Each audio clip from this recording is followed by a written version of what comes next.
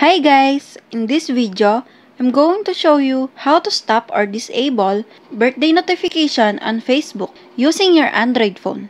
Just keep on watching and let's get started. First, open your Facebook application.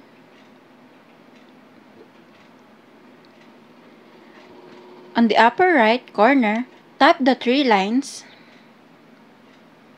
scroll down, and click Settings and Privacy.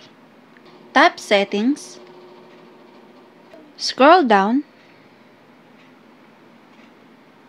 and under Notifications, tap Notification Settings.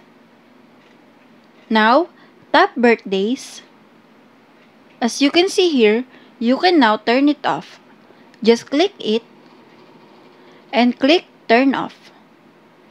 And that's it. If this video helped you out, please consider leaving a like and let me know in the comments if you have any question. Have a good day!